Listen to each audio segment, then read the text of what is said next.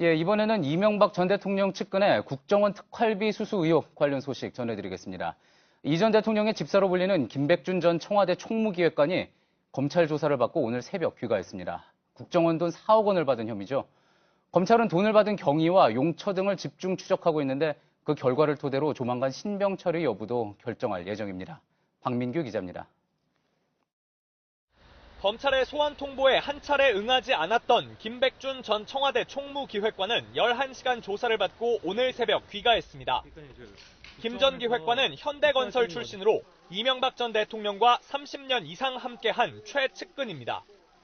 이명박 정부 시절 김성호, 원세훈 두 전직 국정원장에게서 국정원 특수활동비 총 4억 원을 받은 것으로 지목됐습니다.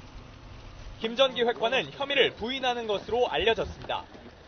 하지만 검찰은 이 돈이 대가성 있는 뇌물이라고 판단하고 돈이 전달된 경위와 용처 등을 추적하고 있습니다. 역시 국정원 돈을 받은 것으로 지목된 김희중 전 대통령 제1부속실장과 김진모 민정 2비서관은 그제 자택을 압수수색당한 뒤 곧바로 검찰 조사를 받았습니다. 둘이 합쳐 국정원 돈 1억 원을 받은 혐의를 대체로 인정한 것으로 알려졌습니다. 검찰은 뇌물 수수자로 지목된 3명에 대한 소환 조사 결과를 토대로 조만간 이들의 신병 처리 여부 등을 결정할 방침입니다. JTBC 박민규입니다. 예, 앞서 기자회견 내용 보신 것처럼 검찰과 정호영 특검은 서로 부실 수사의 책임을 떠넘기는 모양새입니다. 양측의 주장은 엇갈리지만 이명박 전 대통령에 대한 의혹이 있고 또 그 부분이 제대로 수사가 안 됐다는 점에서는 같은 입장인 셈입니다. 다스 의혹, 또 국정원 특활비 불법 상납 의혹 모두 이 전 대통령을 향하고 있는데 이 전 대통령 측은 침묵을 지키고 있습니다. 임소라 기자의 보도입니다. 다스는 누구 거냐 이렇게 묻고 있습니다. 이 부분에 한 말씀 부탁드립니다. 그런 아닌데 물을 일은 아닌 것 같습니다. 지난달 이명박 전 대통령은 다스 실소유주 의혹을 묻는 질문에 자신과는 관계가 없는 일이라는 식으로 답했습니다. 오늘 정호영 특검이 내놓은 주장은 특검법상 제한 때문에 수사를 못한 것이지 의혹이 없는 건 아니라는 쪽에 맞춰집니다. 그러면서 부실 수사의 책임을 검찰에 넘겼습니다.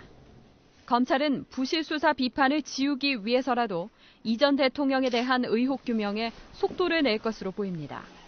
이런 가운데 새롭게 불거진 MB정부 시절 국정원 특활비 상납 의혹 수사도 빠르게 이어질 것으로 보입니다. 김백준, 김희중, 김진모 등 MB정부 시절 청와대에서 근무한 MB 최측근들의 혐의에 대해서는 검찰이 구체적인 정황을 확보하고 있는 걸로 전해지고 있습니다.